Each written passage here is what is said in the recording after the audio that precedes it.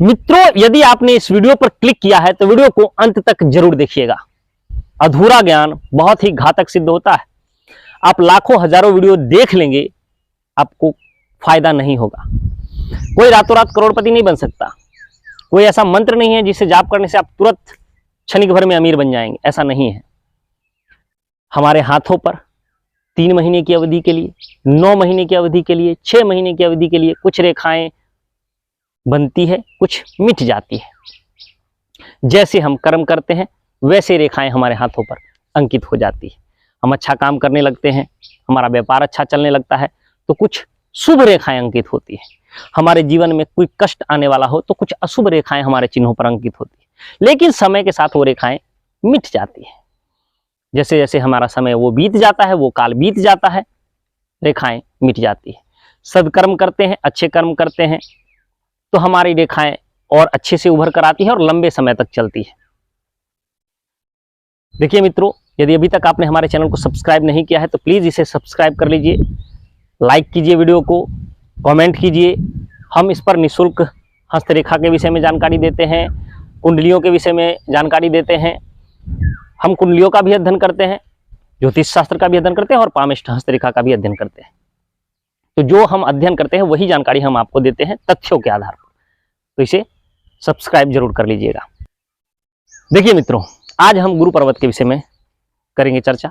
आप तस्वीर देख सकते हैं, गुरु पर्वत है। हमारे अंगूठा जो है उसके बगल में आप देखिएगा, ये हमारा जो है गुरु क्षेत्र है। शनि के साइड से होते हुए हमारे ये जो हृदय रेखा है वहां से होते हुए ये बहुत बड़ा क्षेत्र गुरु का है।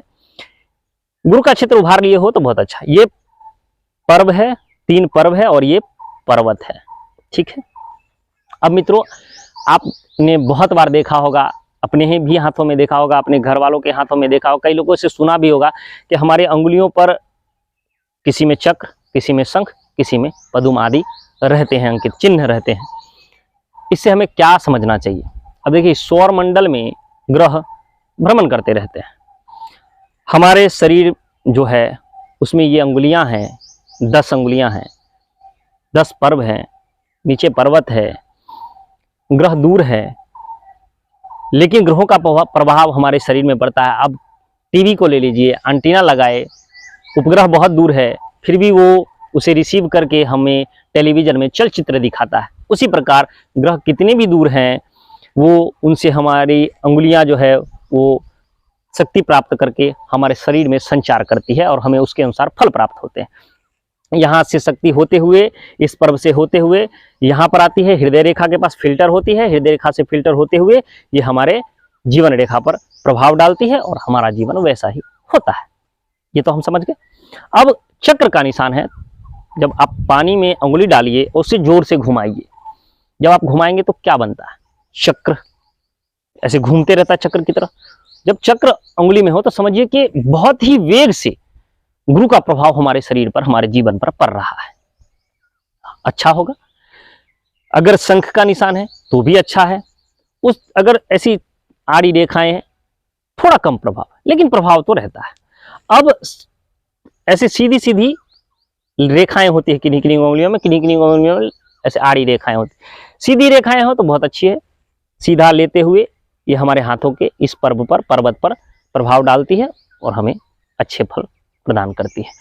ऐसी रेखाएं हो, आड़ी रेखाएं हो तो रुक रुक कर, स्लो स्पीड में हमें उसका फल प्राप्त होता है। फल तो प्राप्त होता है लेकिन थोड़ा सा धीमे प्राप्त होता है।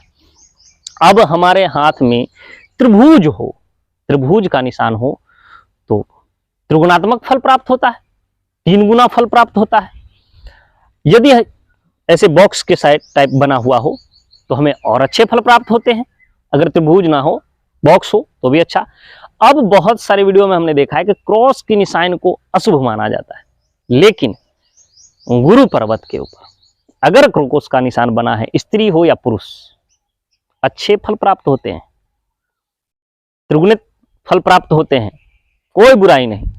यहां उगा हो कोई परेशानी, यहां उगा हो तो थोड़ी सी परेशानी हम मानेंगे, इस पर्व पर हो तो थोड़ी सी परेशानी, स्लो हमें फल प्राप्त होता है। लेकिन अगर इस पर्वत पर हो, कोई चिंता की बात, अच्छे फल प्राप्त होंगे। हम किसी अन्य उंगली के बारे में नहीं बता रहे हैं, गुरु के बारे में बता रहे हैं। अन्य पर्वतों के बारे में हम वीडियो में बताते रहेंगे। इसीलिए हमने आपसे कहा कि इस चैनल को सब्सक्राइब कर लीजिए, आपके लिए फ़ायदेमंद रहेगा। क्योंकि आप इधर उधर की वीडियो देखते रहेंगे, परेशान होते रहेंगे, कोई फ़ायदा नहीं होगा, वो आपको समझा नहीं पाएंगे। हमने जैसे आपको समझाया कि ग्रह भ्रमण करते रहते हैं, नक्षत्र भ्रमण करते रहते हैं, रिसीव करती है उंगलियां, यहाँ फिल्टर होता है, उसके बाद हृदय रेखा पर जाती है, तब हमें फल प्राप्त होते हैं। ऐसे फल नहीं प्राप्त होते हैं कि सीधा आए और हमें फल देकर चले गए। बहुत सारा उसका नियम है, जिसे बड़े बारीकी से अध्ययन करके हम आपको जानकारी देते हैं। तो हमने देखा ऐसे किन्हीं किन्हीं के हाथ में ऐसी लंबी रेखाएं होती है, उनको थोड़ा कम फल प्राप्त होता है।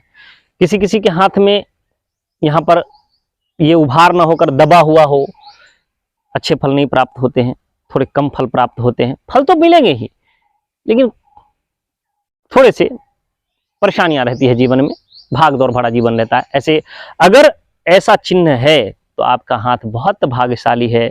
ऐसे चिन्ह उभर रहे हैं या आप अच्छे कर्म कीजिए, आप देखिएगा निश्चित ही या तो ट्रायंगल बनेगा, त्रिभुज बनेगा, या आपका बॉक्स बनेगा, या गोल निशान हो जाएंगे, या क्रॉस का निशान हो जाएगा गुरु पर्वत पे।